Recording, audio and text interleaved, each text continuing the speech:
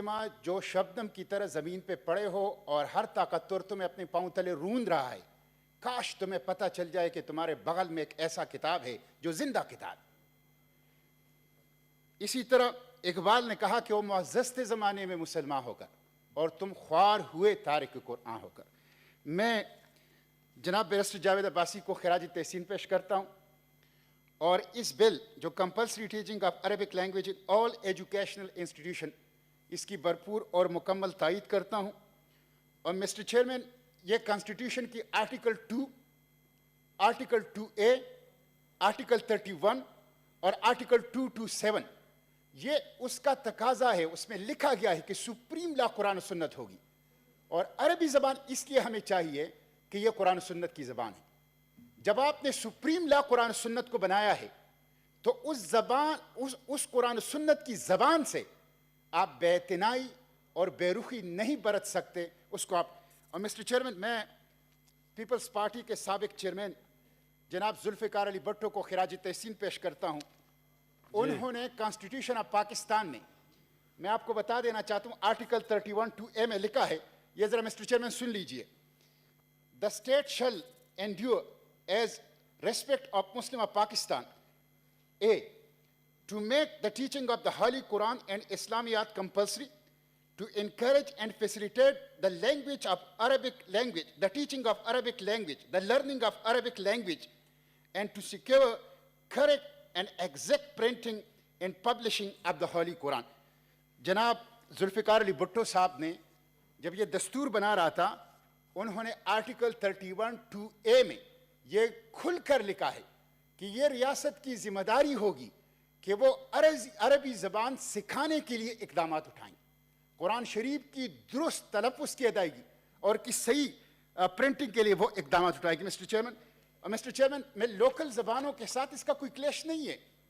ہمارے دستور کے اندر لکھا ہوا ہے اور ہماری اکثر صوبائی اسمبلیوں نے یونانیمس ریزولوشن پاس کی ہے کہ میٹرک تک تعلیم مقامی زبانوں میں دی جائے. ہم اس کی حمایت کرتے ہیں، ہم اس کے مدعی ہیں. کیوں ابھی تک صوبائی اسمبلیوں کے ان قراردادوں پر کہ مادری زبانوں کے اندر میٹرک تک تعلیم دی جائے، عربی اس کے اندر رکاوٹ تو نہیں ہے؟ تو اس کے ساتھ جو مقامی زبانیں ہیں اس کے ساتھ کوئی کلیش نہیں ہے. اور مسٹر چیئرمین، میں آپ کو یہ بتاؤں، عربی ہماری فیملی جو زبانوں کی فیملی ہے اس میں عربی اور پشتو اور بلوچی اور سندھی اور پنجابی اور اردو یہ ایک ہی فیملی میں آتی ہے، اور فارسی بھی. قرآن شریف کے 70% الفاظ ایسے ہیں جو ہماری زبانوں میں مستعمل ہیں. میں نے خود قرآنی عربی سیکھی ہے. آپ قرآنی عربی جب سیکھنا چاہیں تو 70% الفاظ ایسے ہیں جو آلریڈی سندھی، پنجابی، پشتو، فارسی، اردو ان کے اندر موجود ہیں. یہ کوئی غیر زبان نہیں ہے انگریزی کی طرح، کوئی اجنبی زبان نہیں ہے فرانسیسی کی طرح. یہ ہماری اپنی ہی زبان ہے، اس مٹی کی زبان ہے. اور آخری بات مسٹر چیئرمین میں کلچر کے حوالے سے کروں. دیکھیں، عربی کلچر کا اس کو عربی کلچر کی ایشو بھی نہیں بنانا چاہیے. مسلمان ایک حد تک عربی کلچر والا ہوگا. محترم رضا ربانی صاحب کا نام رضا ربانی ہے.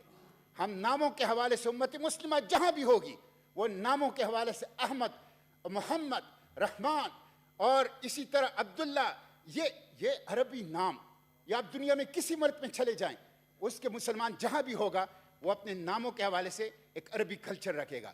وہ اذان کے حوالے سے، وہ نماز کے حوالے سے، وہ نماز جنازہ کے حوالے سے، وہ نکاح کی تقریب کے حوالے سے، وہ اپنی داڑھی کے حوالے سے، وہ کھانے پینے کے آداب کے حوالے سے ایک بڑی حد تک، خواہ وہ یورپین مسلم ہیں، افریقن مسلم ہیں، ایشین مسلم ہیں، جہاں بھی ہیں، لوکل کلچر کے ساتھ اس کے کلچر میں ایک طاقتور امپیکٹ آپ کو عربی کلچر کا ملے گا، اس لیے کہ ہماری ایمان کا حصہ ہے.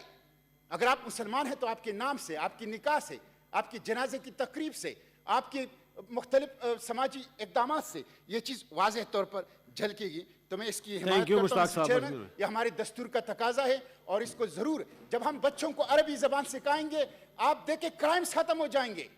جب ہم بچوں کو عربی زبان سکھائیں گے آپ دیکھیں ہمارے ملک کے اندر ایک اخلاقی انقلاب آ جائے گا، ایک زبردست قسم کے اخلاقی. جہاں تک مسلمان ہونے کا اسلام اور ایمان اور عقیدہ ہر بندے اور اللہ کا تعلق ہے، یہاں کوئی کسی کو مسلمان نہیں بنا رہا. یہاں دستور کے ایک تقاضے کے طور پر عربی زبان کو تعلیمی اداروں کے اندر لازمی طور پر سکھانے کی بات ہو رہی ہے. بہت شکریہ. جی ایدری صاحب آپ بات کریں گے یا مولانا فیض محمد صاحب؟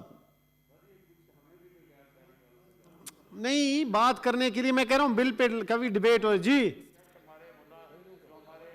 مولانا ایدری صاحب، ایدری صاحب جی.